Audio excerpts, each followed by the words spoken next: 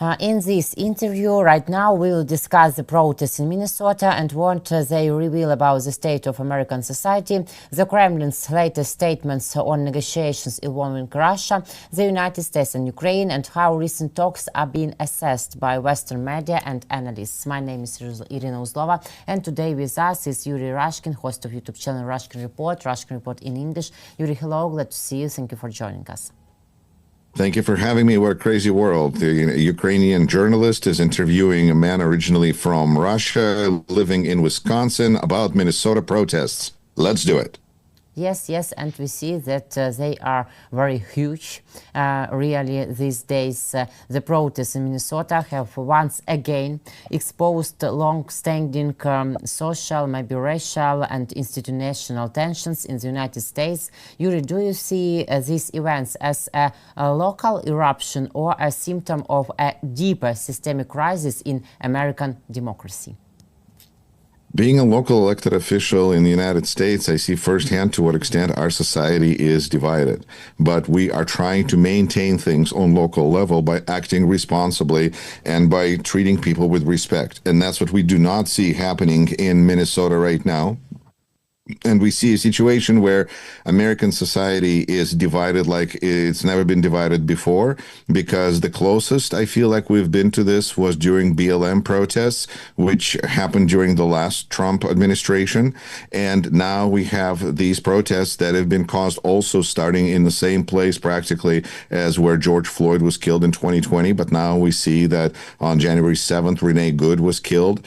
And we see that on Saturday, this past Saturday, Alex Preti was killed. And these are not Latino, these are not Black, these are not people of dark skin. These are native English-speaking Americans, the very ones whom Donald Trump was fighting to protest. And especially when we talk about white nationalists and we talk about their concern for white women, this is what is happening right now in the United States. And it is important to acknowledge, for me, as somebody who is a naturalized citizen and looks at this with kind of several perspectives at once, to what extent we see that it is white people that are putting their lives in danger by protecting others, because I feel like white Americans have been raised in the world of privilege, and not just white privilege, but also empathy privilege, and also privilege of living in a state that follows laws and expects others to follow laws. Because when Alex Preti was murdered or executed, or however you want to call it, in Minneapolis, we saw that potentially his First and Second and Fourth Amendment protections were ignored, and that sends a really strong and powerful message to the population, because we see that this is somebody who is of the most upstanding status in the community, because we see this was a nurse who was working in ICU in Veterans Administration. These are people that command universal, immediate respect in American society, because these are people who are taking care of our most precious members of our society, of our veterans. And there's a video now of Alex Preti reading like Lost Rights to a veteran who was passed on, and it's a video that was part of his job that he did. And now this video, these words can be said over him. This murder really blew up America in a way that I haven't seen it in almost 40 years that I lived in the United States. There's been Rodney King riots. There's been different things that have occurred in the United States, but this cold-blooded execution by government forces who claim to have total immunity is something that I've not seen ever in this country. And so this is where people say that this starts to look like Ukraine, and Ukrainians, to whom I give commentary all day long, wonder at what point we're going to realize that the only solution to this is Maidan, which is basically going on the city square, refusing to leave and burning tires and fighting and throwing out your dictator, who similarly to Yanukovych in Ukraine, who came back after a revolution and was elected again. And we see that at the end he was thrown out by Maidan. And this is where Ukrainians Ukrainians have some experience that we in the United States are gaining one day at a time, but very rapidly. And the situation is different in the United States than it is in Ukraine, also because Minnesota, upper Midwest, we're hunting area. Last year, I understand 400,000 hunting permits were given out in Minnesota. That's a lot of people who are willing to sit in cold weather for a chance to shoot a buck. And I think that this is very dangerous, very unsustainable situation that is blowing up in a sense that we see political ramifications, because in the United States, we don't just protest on the street. We also protest through courts, we protest through elections, and we protest through our political process. And we see that Senate right now is looking at shutting down the government because really of this murder that occurred in Minneapolis of Alex Pretty. And it's a very powerful response to, you would think, one person. What does one person matter? But I feel like Alice Pretty is that maybe person that really is maybe the bottom that we needed to hit to understand that we can't go any further. That if Alex Pretty's murder is allowed to go uninvestigated, anyone could be next.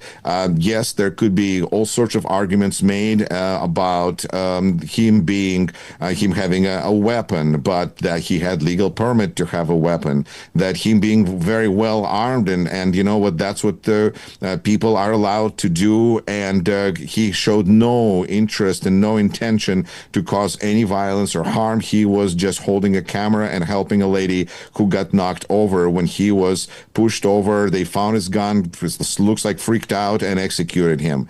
And this is a situation that is leading to going to have national ramifications. Absolutely. We see, I get blasts, emails about all the local vigils that are happening around me in support of Minnesota, but this is vigil versus Maidan. There's on one hand, there's a big difference, but on the other hand, I don't know how many steps away we are from a very difficult and horrible situation. This is what we see Alexandria Ocasio-Cortez talk about when we are concerned about people, neighbor against neighbor kind of a situation, because we don't have just Democratic and just Republican states. We have people who are neighbors, who could have opposing political views, and people chuckle about it and put out different yard signs during political time, and then they still are neighbors and they're still friends. And that's what this administration is trying to destroy. And we see a situation where if we just wait until elections, we're going to have either a dictatorship or a civil war. And this is where it's so precarious to see the situation that the House of Representatives is in, where one or two people not showing up because they're not feeling well, and Republicans can't conduct business because they don't have a functional majority. And if we have one or two more Republicans who say this is enough and call it quits, and that's what needs to happen. People need to quit on Trump. They need to walk out on him. They need to quit his party. They need to quit those political positions en masse, because it's not about them. It's not about their careers. It's about this country and this world.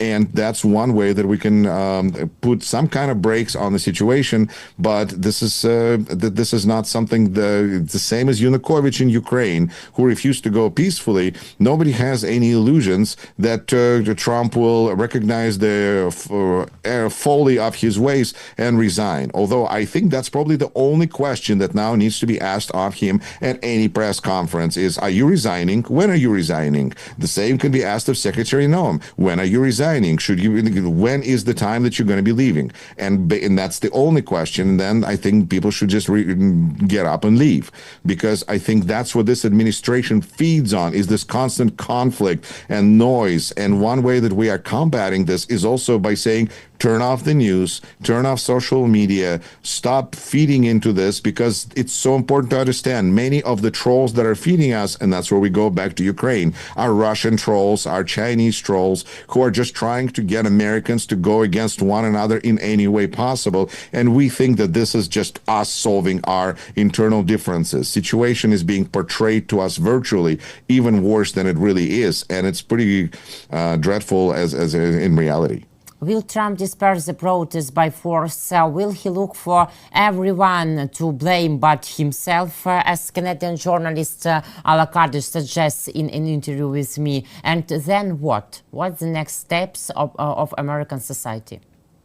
That is a big question that we're trying to understand, because Trump sits in front of a situation where, like when we look at Greenland, when he said, I want this Iceland, Iceland, Iceland, and everybody understood that he really wants Greenland, he got talked to, he saw the market dived, and he went, no, there's a framework of a concept of a deal. But in this situation, there's people who are dead. There's real damage that's being done. And yes. Trump, realistically, what we would expect him to do is to pull a taco, which is he runs into a situation that is either difficult or complicated, which may be the same thing, but there are nuances, and he gets out. Except that in this situation, if he gets out, it's going to make him look weak because he gave up. And how does he back out of this without looking weak? Well, of course, he can always declare victory. That's what he always does with whatever happens, declare victory. So why not just declare victory and get out of Minnesota? That's what the country wants him to do. And so the question is he going to escalate or not? Because escalation means two problems we can't quite imagine right now, but it can possibly lead to impeachment, because he's actively trying to cause civil unrest.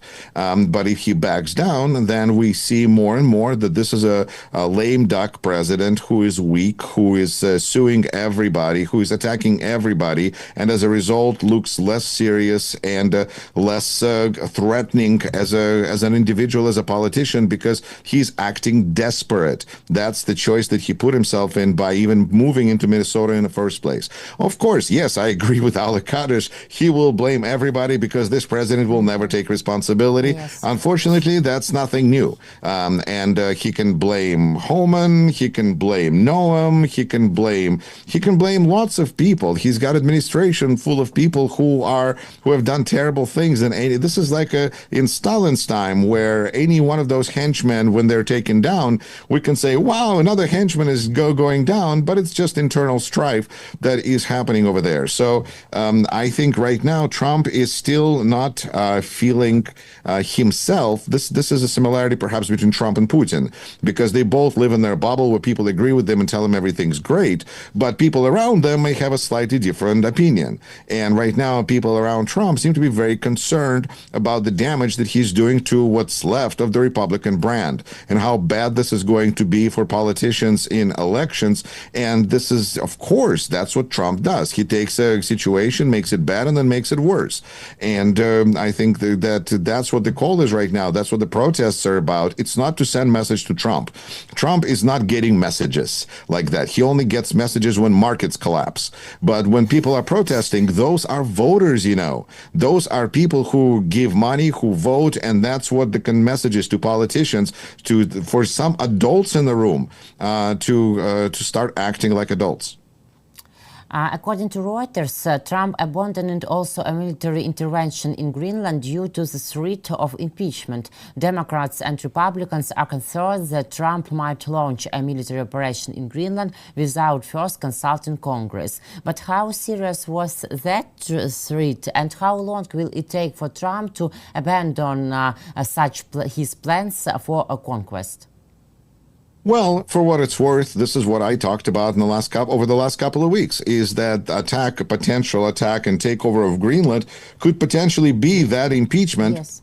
That is going to take Trump down, because this is, it's white. It's great. It's which is something that we are supposed to protect in this administration.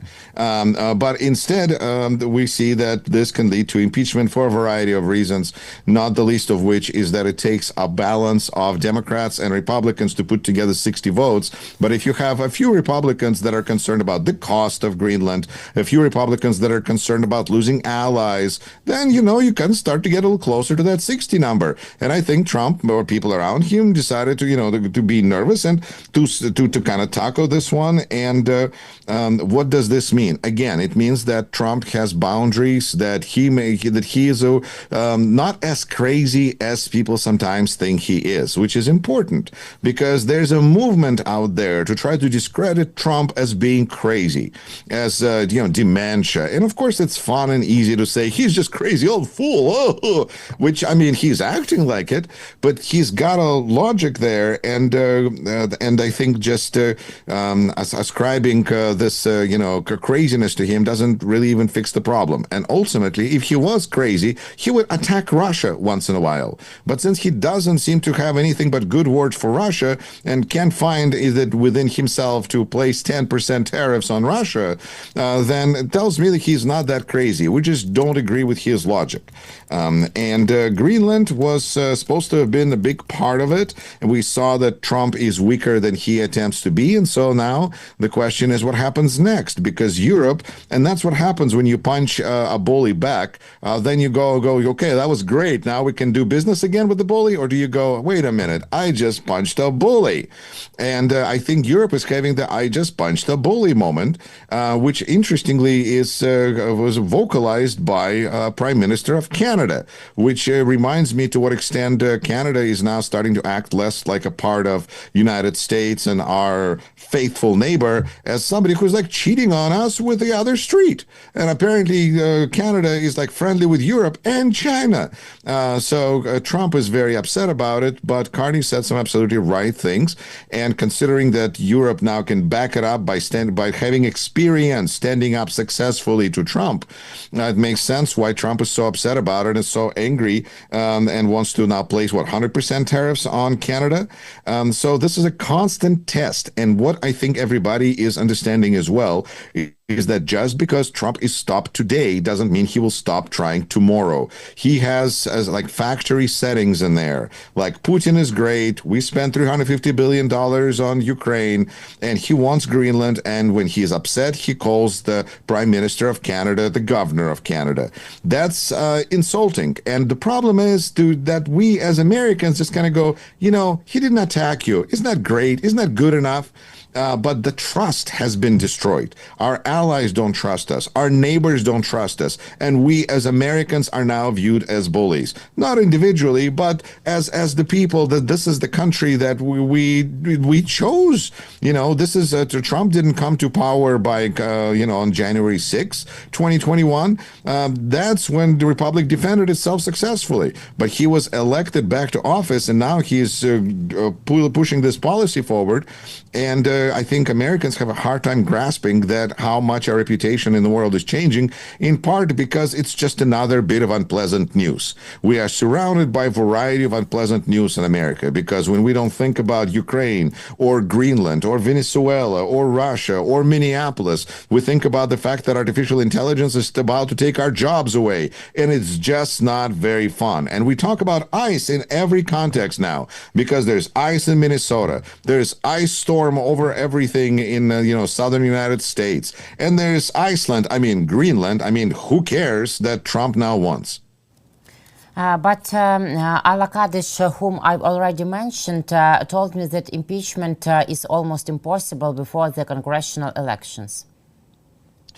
I think that it is almost impossible, but it is almost impossible. It's basically impossible to imagine for a reasonable person, which I believe Ala Kadish is, to imagine impeachment prior to elections, because that's not how this system works. When you look at math, there is a reasonable person's math that says first you have to have the numbers in the House of Representatives, then you got to have some kind of a coalition, if not the outright numbers in the Senate, and it's going to be difficult, if not impossible, to imagine that to be occurring before November 3rd. And it's reasonable, but this administration isn't. And that's what gives me hope. The same way that before there was a standard opinion, which I support, that the only way to defeat Russia is to strike on Moscow. The simple math tells you that if Moscow is not able to function, then the war is not going to continue. But I feel like with this administration, new keys, new threats, new opportunities have emerged where there's more opportunity opportunities to remove Putin, because now we can remove Maduro, so why not remove Putin? Those things are no longer impossibilities in this world. So why can't there be an impeachment? In fact, there could be impeachment today, any day. There's enough Republicans who go, you know what? I value my country over my job.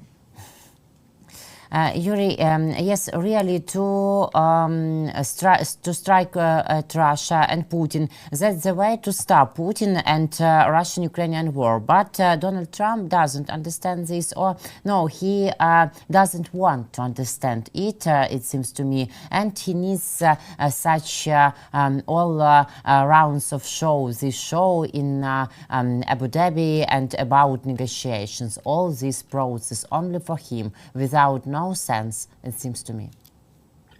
You know, what really helped me understand the situation is speaking with Lev Parnas, who is both, I think, interestingly enough, more notable person in English language space than he is in Russian, but he is essentially the person who had Steve Witkoff's job in the first administration. He is of the opinion that we are just watching President Trump following directions of Putin.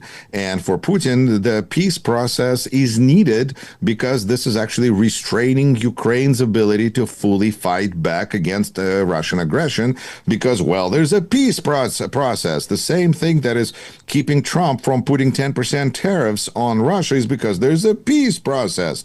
So it looks like, it appears to be that Putin is using Trump to defend himself against Ukraine. Mm-hmm. And in that context, we can see that negotiations could be long and take a while. There's also the Soviet experience, where we see the Soviets negotiated for different agreements for years and years, because that's how they operate. You know, well, here's our demands. Let's talk back to our manager, and our manager says, what do you think? It takes years and years. This is a concept that is very comfortable and familiar to Putin. And by the way, when we talk about panel of peace or whatever the thing that Trump has come up with, when he's selling the seats for a rival league to United Nations, not the first time. He used to own a team in rival league to National Football League. They folded, by the way. National Football League is still doing well.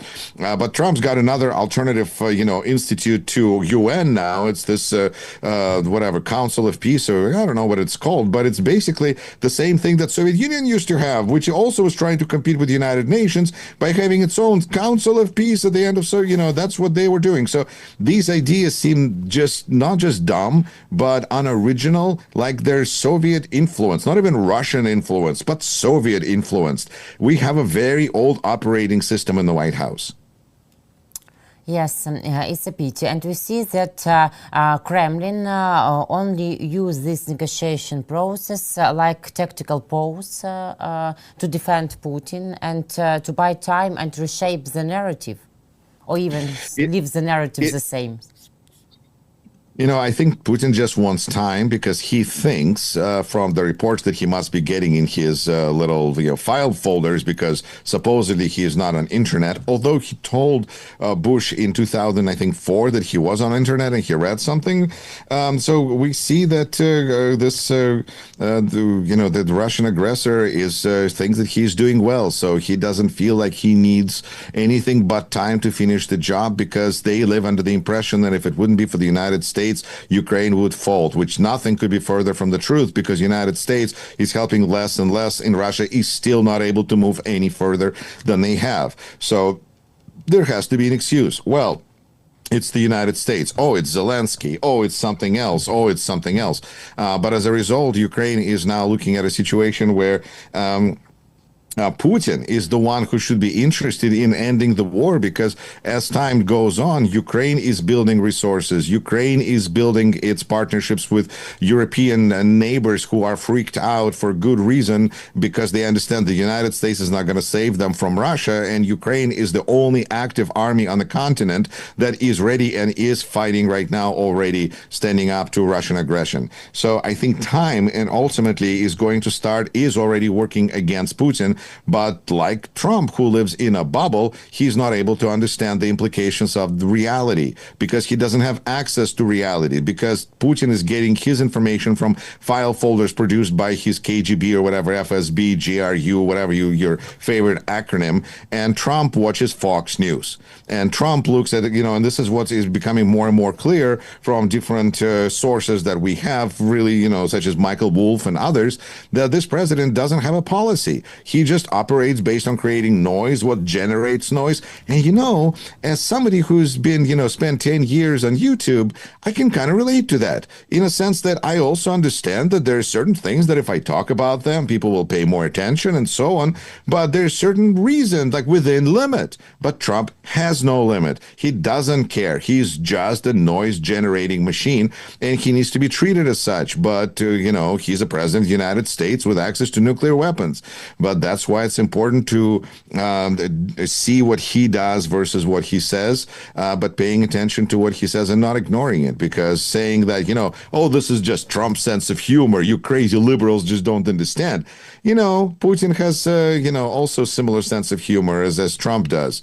These people don't have any sense of humor. Let's not humor ourselves. And when Trump announces that he is ready to run for next term and it won't be a joke anymore, what are we going to hear from Republicans? Because we saw the Republicans who said that Greenland was a bad idea. They turned around when president endorsed it and they're like, well, maybe we should, take it. There's going to be Republicans for whatever Trump says. And we see that between 17 and 32% of population is going to be supporting whatever Trump says.